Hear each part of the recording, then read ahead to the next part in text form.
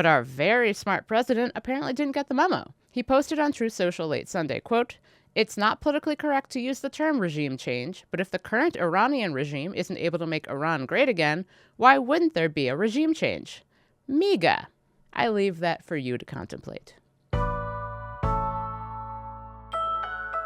It's Monday, June 23rd. I'm Jane Coaston, and this is What a Day, the show that says break out your System of a Down albums and Juicy Couture sweatpants. It's the early 2000s, and we're doing regime change in the Middle East again.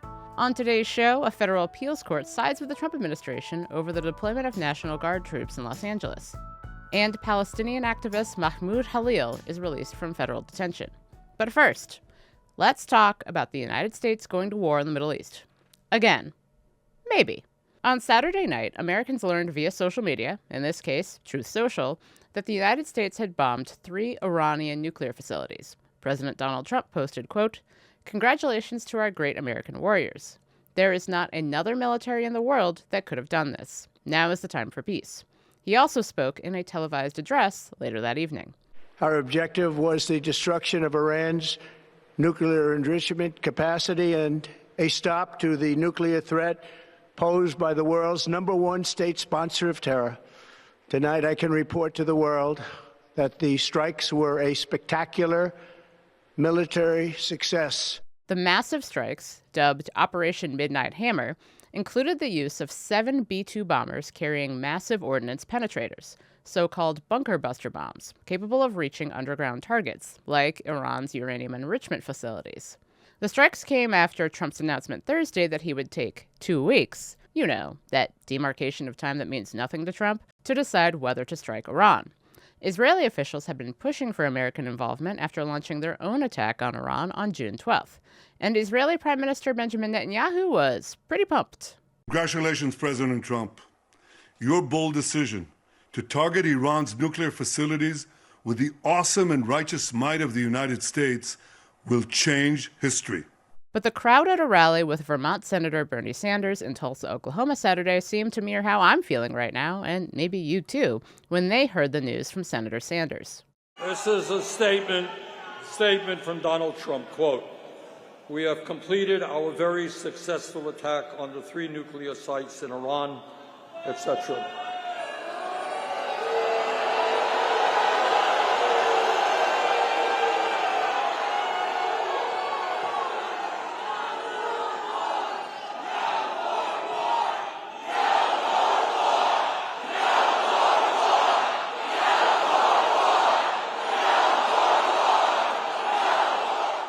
That reaction could be why multiple members of the Trump administration spent Sunday explaining that we are not actually at war with Iran, despite doing something which many people think is an act of war.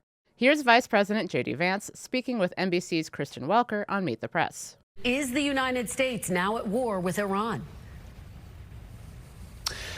No, Kristen, we're not at war with Iran. We're at war with Iran's nuclear program. Sure. And he added, quote, "I empathize with Americans who are exhausted after 25 years of foreign entanglements in the Middle East. I understand the concern, but the difference is that back then, we had dumb presidents." Vance denied the U.S. was looking for a regime change in Iran, a claim echoed by other cabinet members in the wake of the strikes. But our very smart president apparently didn't get the memo.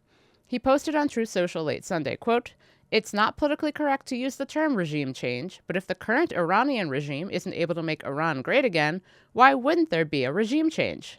MEGA. I leave that for you to contemplate." So, now what? After Trump claimed that Iran's capacity to develop nuclear weapons had been eliminated, Israeli and U.S. intelligence officials scaled back those statements. And then there's the fact that Democratic members of Congress say they learned about the strikes the same way I did, from scrolling Twitter. One of those people who didn't receive a briefing ahead of the strikes was Virginia Democratic Senator Mark Warner, vice chairman of the Senate Select Committee on Intelligence. We spoke on Sunday afternoon. Senator Mark Warner, welcome to What a Day. Jane, glad to be back on your show. Thank you so much. To start, we'd like to quickly clarify something. Were members of the Select Committee on Intelligence consulted or even briefed on the attack ahead of time? I can tell you, no. I'm part of the Gang of Eight. That's the Majority Leader, Minority Leader, House Speaker, Minority Leader, and the heads of the committees.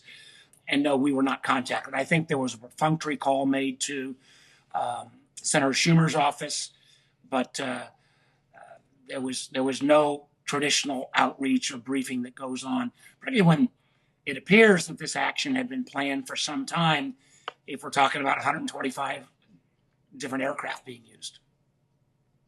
You are well into your third term in the Senate, and you headed the Select Committee on Intelligence. Is Trump's behavior surrounding notification here different from past presidents you've worked with?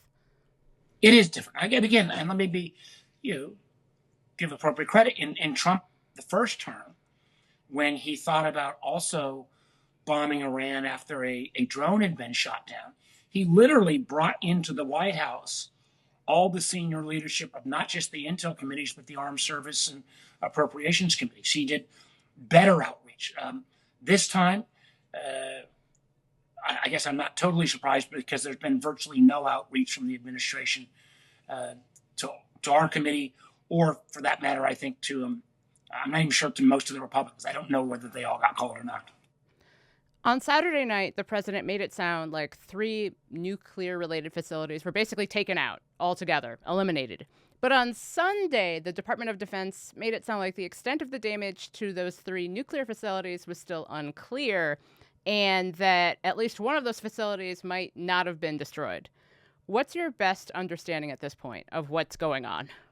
That's my understanding as well, and that's why, if you're going to initiate the action, let me be clear, the Iranian regime are bad guys. They have terrorized the Middle East. They're obviously anti-Israel to the extreme. They've called for death for the United States, and we should not let them get a nuclear weapon.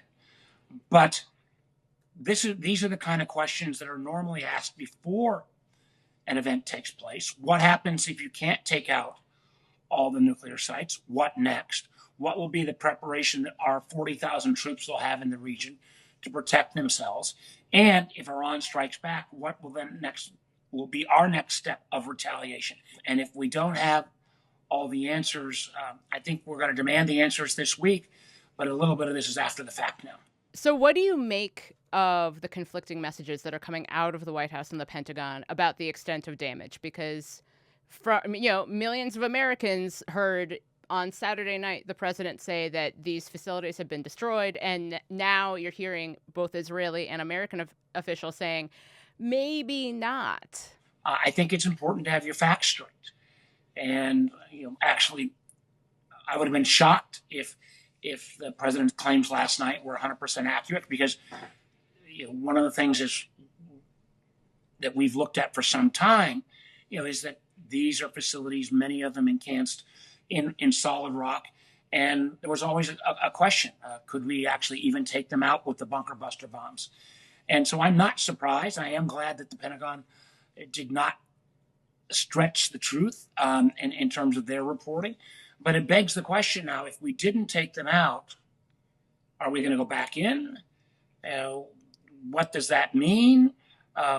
What does it mean in terms of Iran's ability to retaliate? Is there any evidence that some of these nuclear enriched uranium, for example, could have been removed at the beginning of this whole conflict? Because could the Iranians have tried to disperse their assets?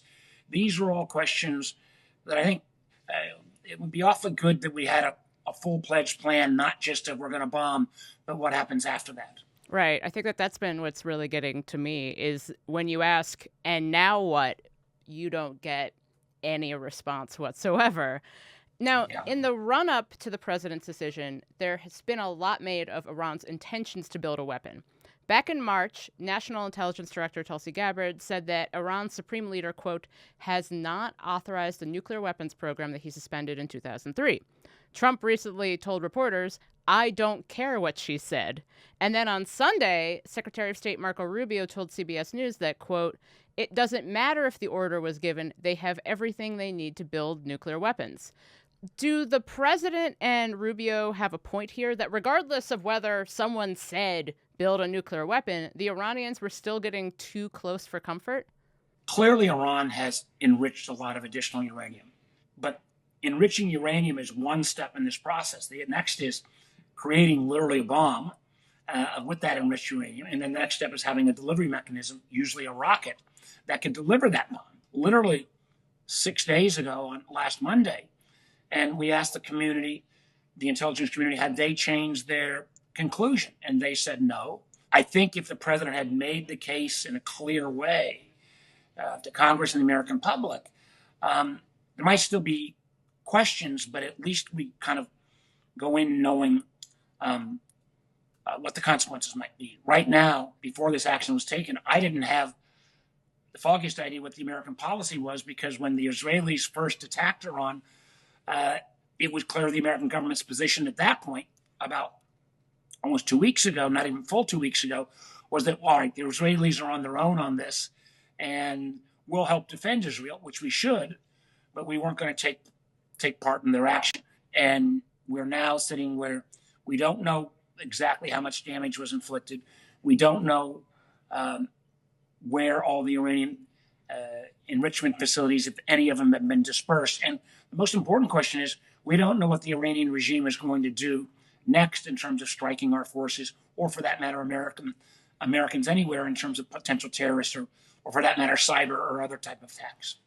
So if, as of a week ago, the intelligence community hadn't changed their assessment that Iran's acquisition of a nuclear weapon wasn't imminent, why do you think the president authorized this strike in the first place? Well, there's been some reporting, and again, I don't know, but there's been reporting that the president had been convinced by the Israelis that they had reached a different conclusion. But I worry, as somebody we've seen this movie before, when intelligence is not followed or intelligence is corrupted. In many ways, that got us into the circumstances in Iraq 20 plus years ago. So I think this is very dangerous. And one of the critiques I've had of this administration has been their politicization of the intelligence, where if Ms. Gabbard, the director of national intelligence, has literally fired people if they don't reach the conclusions that would be favorable to the administration. That's really dangerous. I don't think that happened in this case, since clearly, at least as of 6 days ago, the intelligence community said Iran was not making this movement forward. And, if I give the president the full benefit of the doubt, if we missed it, I want to know why and how we missed it. I have no evidence at all that our intelligence community missed this one. Right. This is very much giving me early Iraq war vibes, and I don't like that at all. You released a statement arguing that the president hadn't consulted with Congress, but now these attacks have been made already. What should Congress do now? Well, Congress can still have a War Powers Act. I mean, that is, there are times when the president can strike in response to an action, but you can't go to Congress. Many times, we've seen an American attack. The president has to respond quickly. Again, he's the commander in chief. But in this case, where it appeared the decision was made in advance, it wasn't done on a dime. But even once you act, the War Powers Act requires within 30 days the ability to get approval from Congress.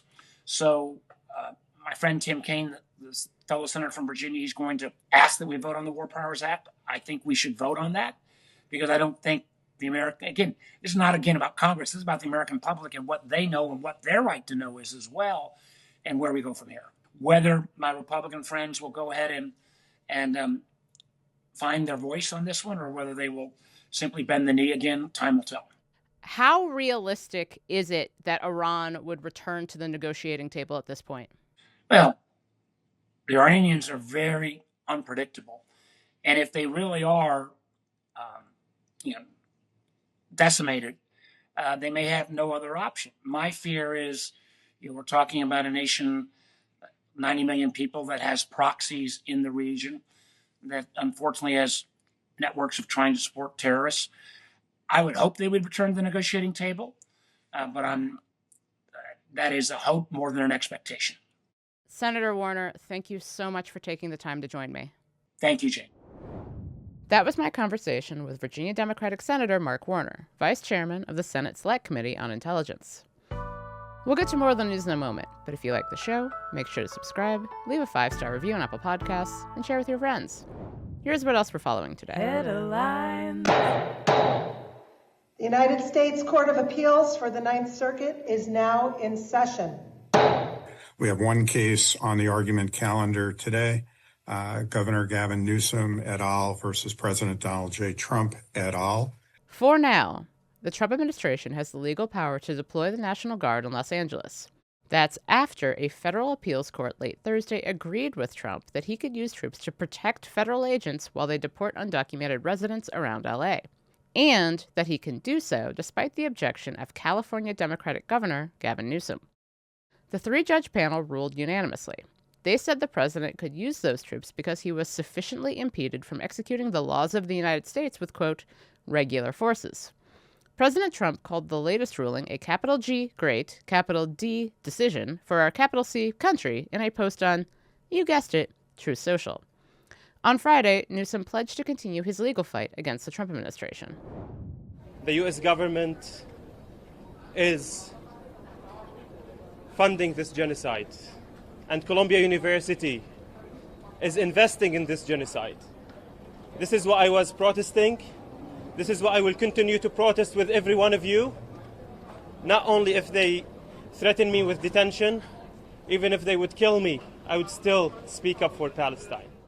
On Friday, Columbia University international grad student Mahmoud Khalil was released from federal immigration custody. He addressed reporters at Newark Airport, where he condemned the Trump administration's efforts to silence pro-Palestinian voices and dehumanize immigrants. Khalil had been held in central Louisiana since March. The Trump administration had claimed his protests against Israel's war in Gaza threatened U.S. foreign policy. Khalil was released on bail after a U.S. District Judge, Michael Farbiarz, ruled that the U.S. government did not have sufficient grounds to keep him detained. Less than 10 minutes after Khalil's release, the Trump administration filed a notice of appeal. Khalil was the first of a number of foreign students to be caught up in Trump's crackdown on campus protesters. The New York Times reported on Friday that Harvard and the Trump administration have restarted talks to end their months-long feud. Sources tell the New York Times that top Harvard officials worry the university will have to shrink its student body and lower its academic ambitions if it remains at odds with the president. And there's a lot that they're at odds over. The Trump administration froze more than $3 billion in federal grants and contracts, it threatened to revoke the university's tax-exempt status, and it investigated Harvard's diversity and admissions policies. The administration also tried to stop it from enrolling international students. Harvard President Alan Garber addressed that head-on during last month's commencement. Members of the class of 2025 from down the street, across the country, and around the world.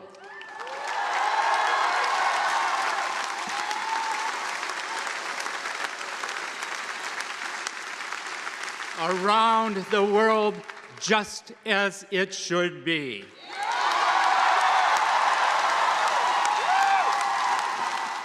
And speaking of that international student issue, on Friday, a federal judge temporarily blocked the administration from terminating the university's Student and Exchange Visitor Program. Texas will require all public school classrooms to display the Ten Commandments, under a new law signed by Republican Governor Greg Abbott Saturday. The Texas legislature approved the measure late last month after months of debate. It's expected to be challenged in the courts, and it may not fare too well there. The day before Abbott signed the new Texas law, a panel of 3 federal appeals court judges ruled a similar law in Louisiana was unconstitutional. A federal district court judge in the state had reached the same conclusion in a decision late last year. And that's the news. Before we go, in the latest episode of the Friends of the Pod subscription show Polar Coaster, Dan dives into why Trump's disapproval numbers are ticking back up, and what polls really tell us about immigration. He also reflects on how protest movements can spark real change, then takes questions from the Friends of the Pod Discord, like, have celebrities checked out of politics, and do their endorsements even matter? To get access to these exclusive series and more, subscribe to our Friends of the Pod community at crooked.com/friends. That's all for today. If you like the show, make sure you subscribe, leave a review, relax in the knowledge that the main person in charge of the government's anti-terrorism efforts is 22 years old and graduated from college last year, and tell your friends to listen. And if you're into reading, and not just about how Thomas Fugate, a massive Trump fan who graduated from the University of Texas San Antonio like 10 seconds ago, is now in charge of the Center for Prevention Programs and Partnerships, a division of the Department of Homeland Security that oversees terrorism prevention, like me, What A Day is also a nightly newsletter. Check it out and subscribe at crooked.com/subscribe. I'm Jane Coaston, and I'm sure that'll work out fine.